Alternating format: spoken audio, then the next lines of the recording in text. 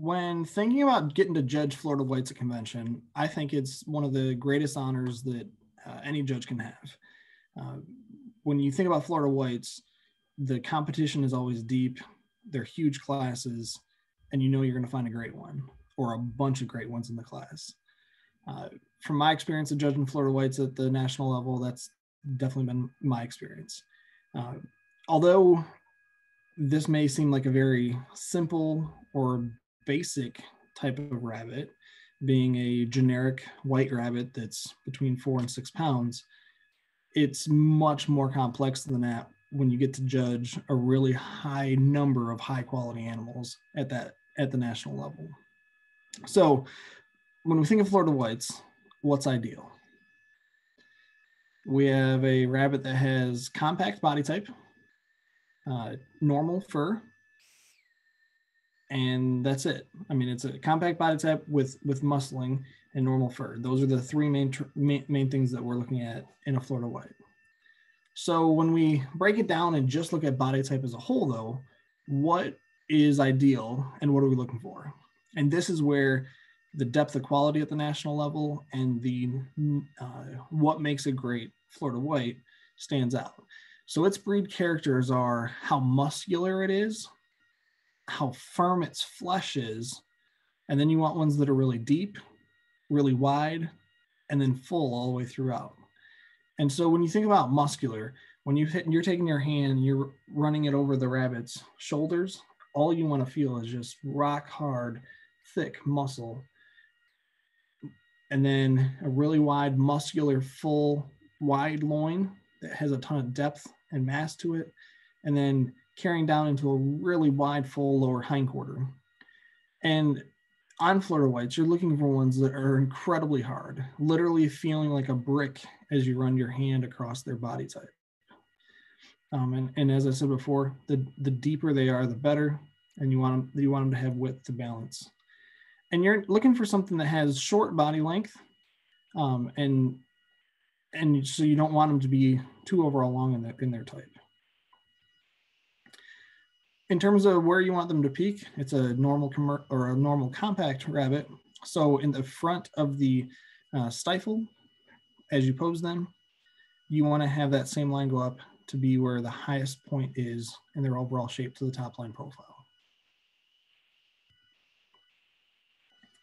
When we look at these rabbits from above, this is what an ideal width view is. So you want them to have tons of width in their shoulders from side to side and just be full of muscle there.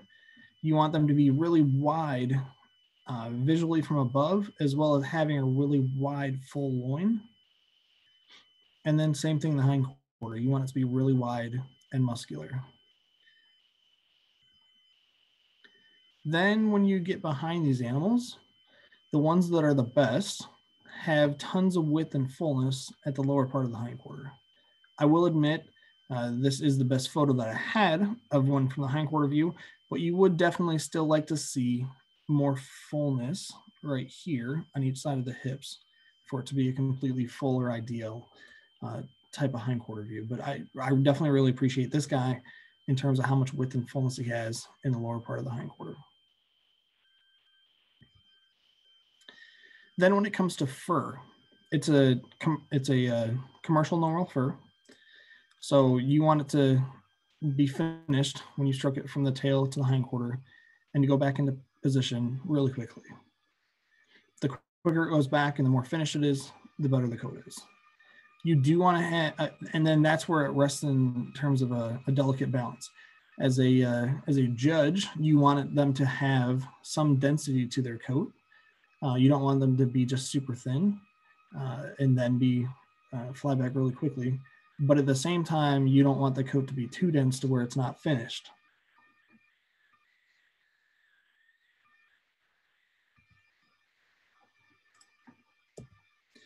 So from my experience of judging them, I got to judge the senior doe class and the junior buck class at the 2013 ARBA convention in Harrisburg. And it was an incredible experience. Being a convention that was in the Midwest, there were a tremendous entry of Florida whites.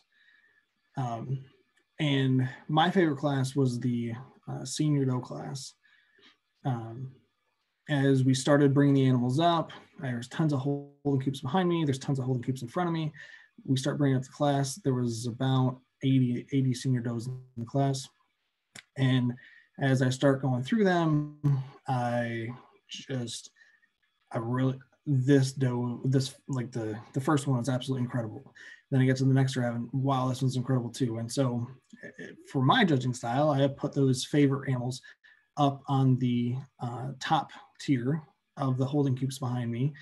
Then I have there's 3 tiers. So the top tier is my favorite ones. The middle tier is like still awesome animals that will place in the top end, but they're not as good as those top ones. And then I had a third set on the bottom, as well as the holding coops in front of me. And as we started going through the class, just the depth of quality was unreal.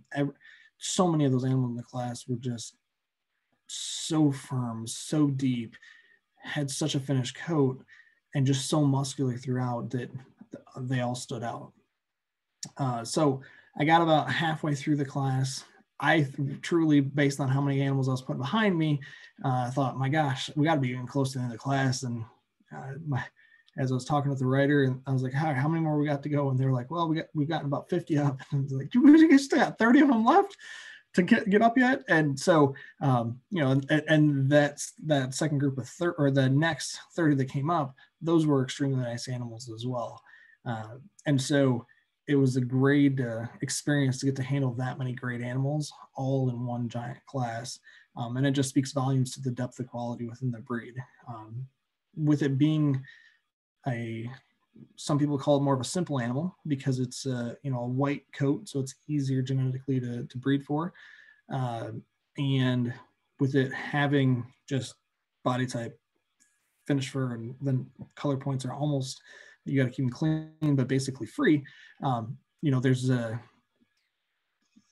breeders put so much emphasis on those areas that the depth of quality is just amazing. And so got to the top end of that class, and I had 10 animals that were just really outstanding, and ones that I felt were worthy to continue to go on for farther in terms of best of breed and have a chance at a group or best in show.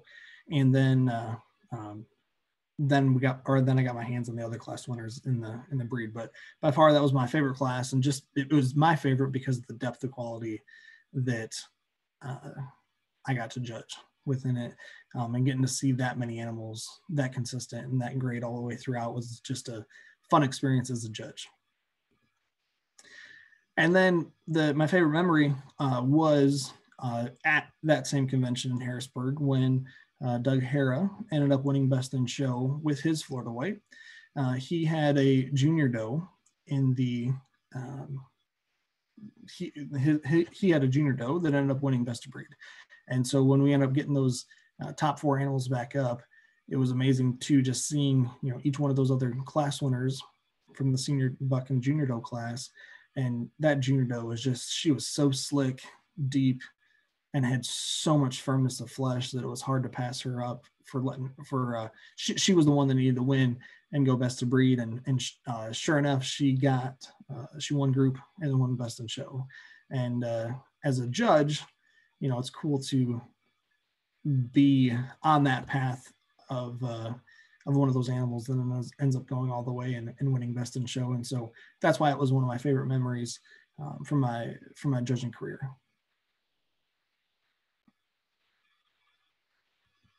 So when we're thinking about Florida Whites, it's one of the easier rabbits, I would say, definitely to understand within the standard. It's a compact breed, a lot of emphasis on muscling, depth of body, and fullness.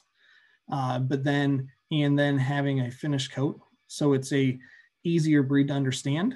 At the same time, though, it's an extremely difficult breed to judge because of the depth of quality from all the animals that are exhibited at the national level. It's always a really deep set of animals. So with that, I will open it up to questions.